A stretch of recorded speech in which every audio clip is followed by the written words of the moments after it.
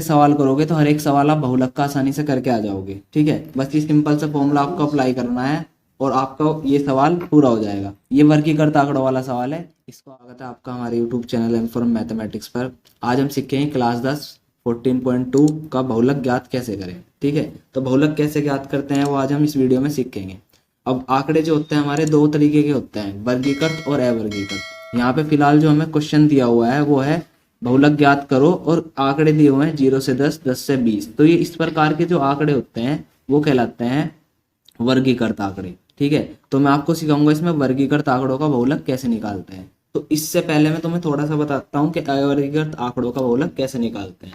ठीक है, तो इसमें हमारे पास एक क्वेश्चन है, ये दिया हुआ है पद और बारंबारता। ठीक है, इसमें देखो पद में कोई भी क्या नहीं है, वर्ग अंतराल नहीं बना रखा। तो इस प्रकार के जो आंकड़े होते हैं अवर्गीकृत आंकड़े होते हैं। अगर हमारे पास कभी ऐसा सवाल आता है तो इसको समझ लो कैसे करना है।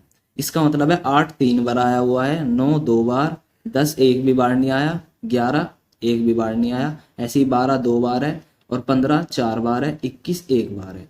तो जो बहुलक होता है अवर्गीकृत आंकड़ों का, उसमें जो सबसे ज्यादा बार जो संख्या आई हुई होती है उसे ही हम क्या कहते हैं, उसका बहुलक कहते हैं। जैसे इसमें देखो 15 की बारंबारता कितनी है, 4। हमें दिखाई दे रहा 15 की बारंबारता सबसे ज्यादा है 4, इसलिए जो इसका आंसर होगा बहुलक जो होगा इसका वो हो जाएगा 15। ठीक है, तो ऐसा जो भी क्वेश्चन आएगा अवर्गीकृत आंकड़ों का, अगर वो 1 2 नंबर में जो भी आएगा तो हम उसे क्या करेंगे, ऐसे देख लेंगे जिसकी भी बारंबारता सबसे ज्यादा है या जो संख्या सबसे ज्यादा बार आ रही है वही क्या होगा, उसका बहुलक होगा। तो अब हम निकाल लेंगे इसका वर्गीकृत आंकड़ों के लिए। वर्गीकृत आंकड़ों में क्या करते हैं, हमें देखना है सेम यही कि सबसे ज्यादा बारंबारता कौन से वर्ग अंतराल की आ रही है। ठीक है, सबसे ज्यादा बारंबारता देखा आपने, इसमें 20 है, 24 40 36 20।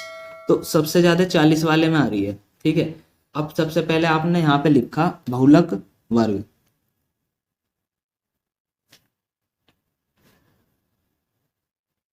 बहुलक वर्ग आपका ये जो 40 है इसके ऊपर जो लिखा हुआ होगा वो हो जाएगा आपका बहुलक वर्ग। तो इसे लिखोगे आप 20 से 30 बहुलक वर्ग। सबसे पहले आपने देख लिया बहुलक वर्ग। अब मैं आपको फॉर्मूला लिख के दिखाता हूँ, उसके बाद बताता हूँ फॉर्मूले के हिसाब से कौन क्या क्या है। ठीक है, तो देखो बहुलक का फॉर्मूला, बहुलक बराबर L plus F1 minus F0 upon 2F1 minus F0 minus F2 bracket गुना H। ठीक है, अब ये सारी चीज आई हैं, अब हमें देखना है इसमें कौन क्या है। ठीक है, तो L जैसा मैंने पिछली वीडियो में बताया था कि L क्या होगा, L बहुलक वर्ग की निम्न सीमा होगी। तो यहां से अगर L लिखना चाहो तो कितना आ गया 20। ठीक है, F1। ठीक है, अब F1 और F0 बहुत आसान तरीके से सीख लो क्या होगा, जो भी बहुलक वर्ग आया है उसके नीचे जो लिखा हुआ है, ठीक है, जो सबसे ज्यादा बारंबारता आ रही है उसको आप डिनोट कर दोगे F1 से। ठीक है, अब 1 से पहले क्या आता है 0, तो उससे पहले वाली को कह दो F0। 1 के बाद आता है 2, तो उससे बाद वाली को कह दो F2।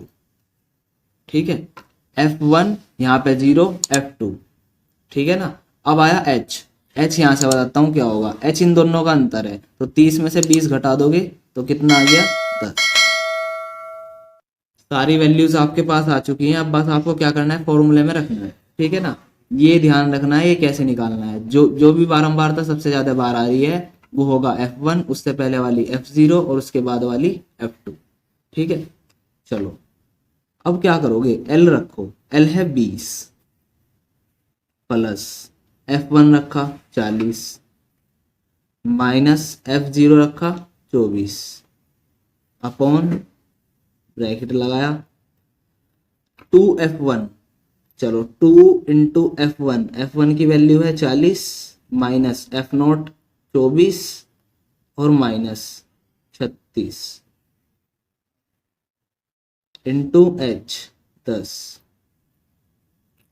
अब इसको सोल्व करना है, कैसे करेंगे, बराबर 20 प्लस 40 में से 24 घटाया 16 बटे ये हो गया 40 दूनी 80 माइनस 24 और 36 को ऐड कर लो, माइनस माइनस प्लस होता है।